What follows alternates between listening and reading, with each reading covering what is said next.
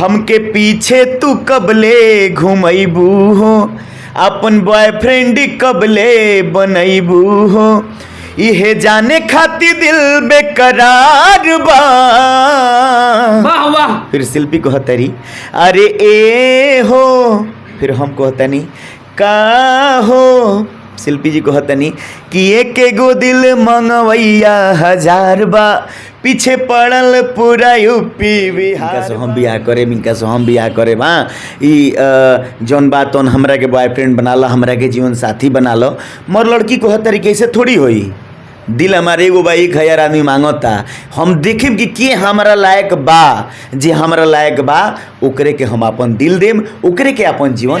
VIP Vijendra जौन comedian star बानी, अब फिलहाल में लंदन में बानी, वहाँ के रउआ ऊपर आरोप लगा रहल बानी कि हमारी गाना चुरावले बानी, पंचायत स्तर से लेकर के राज्य स्तर तक, और वहाँ तक ना राज्य स्तर से लेकर के अंतर्राष्ट्रीय स्तर तक, यहाँ तक कि वहाँ के साउथ अमेरिका में ये भोजपुरी के झंडा फहरावे के काम कैले बानी, और भोजपुरी के झंडा कांच ही बस के बहंगिया, बहंगी लचकत जाए, बहंगी लचकत जाए। भोजपुरिया माटी के लाल जौन बा यहाँ के यूट्यूब चैनल बा, पेज बा, एकरो पर ध्यान रखें। काहे से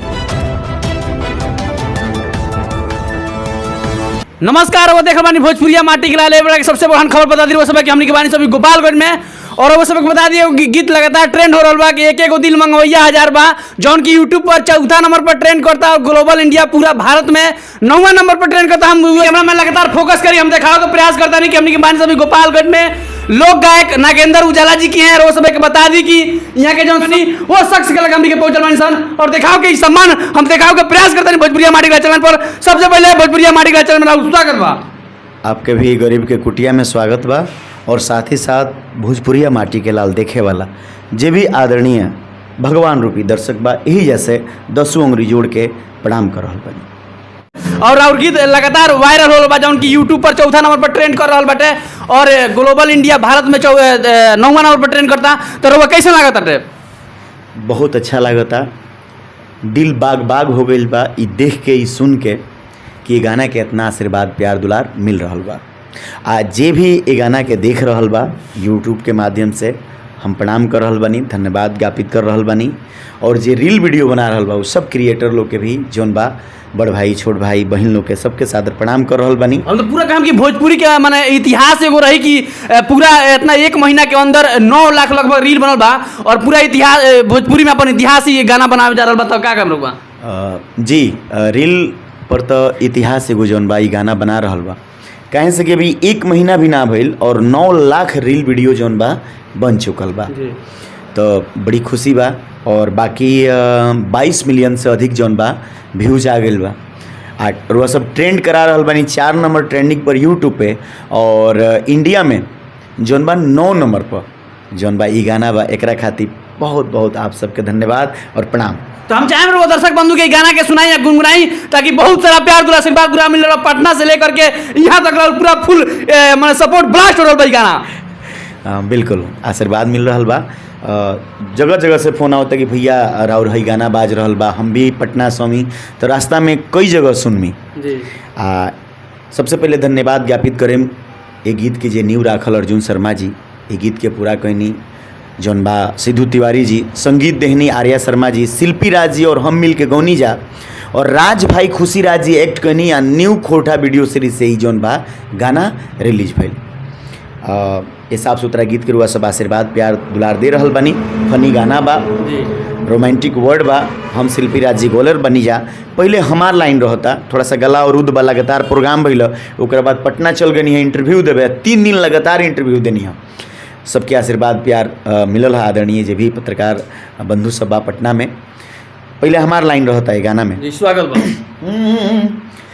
कि हमके पीछे तू कबले घुमैबू हो, जय हो जय हो, अपन बॉयफ्रेंड कबले बनैबू हो, हमके पीछे तू कबले घुमैबू हो, अपन बॉयफ्रेंड कबले बनैबू हो, इहे जाने खातिर दिल बेकरार बा।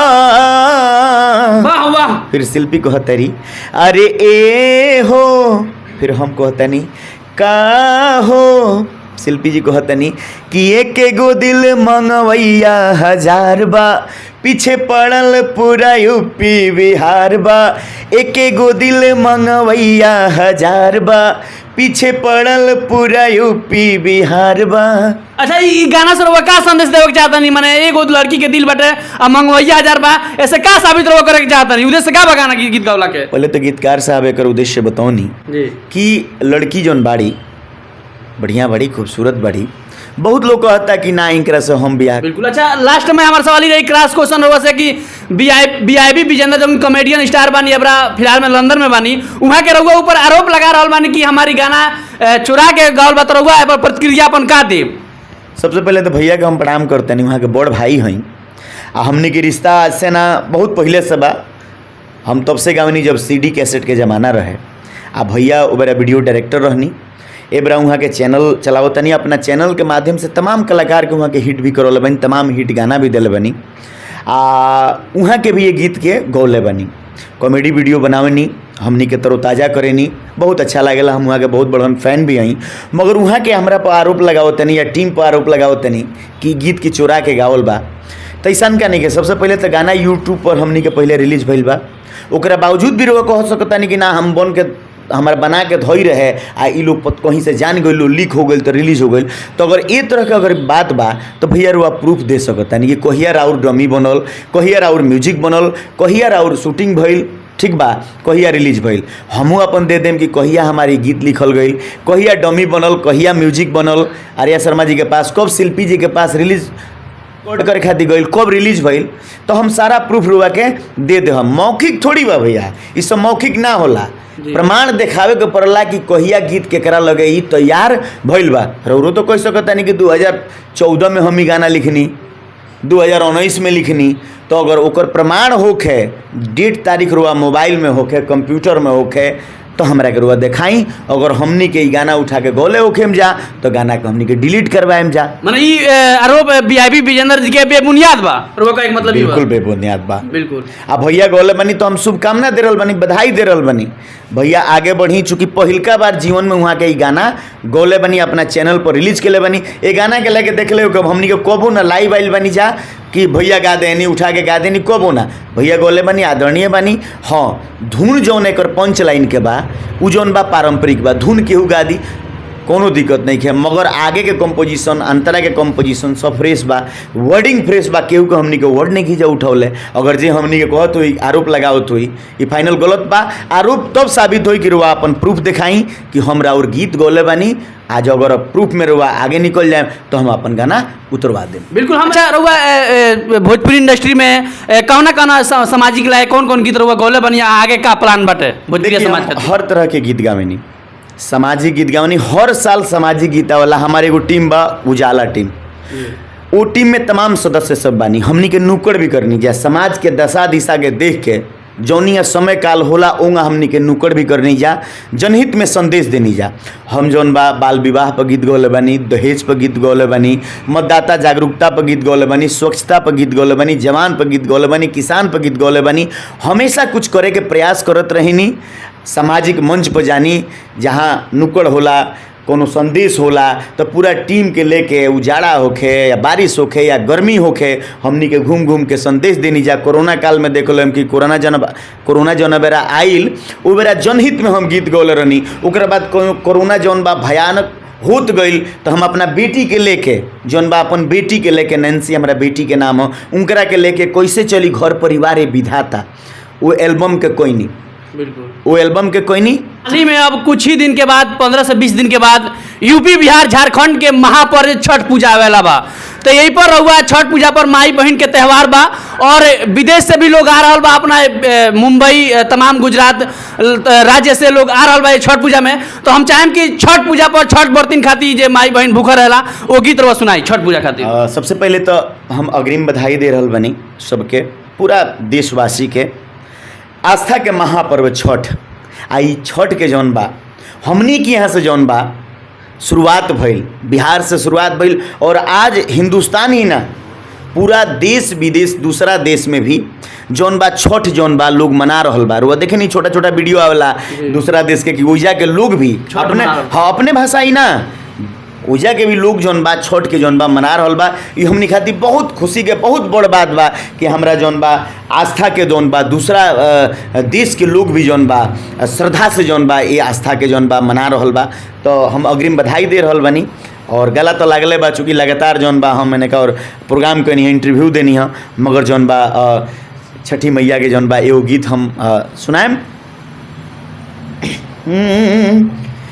कि कांच ही बस के बहंगिया बहंगी लचकत जाए बहंगी लचकत जाए कांच ही बस के बहंगिया बहंगी लचकत जाए बहंगी लचकत जाए बाट जे पूछेला बटोहिया बहंगी के करा के जाए बहंगी के करा के जाए उजे आन्हर हवे रे बटोहिया बहंगी छठी माई के जाए बहंगी छठी घाटे जाए कांच ही बस के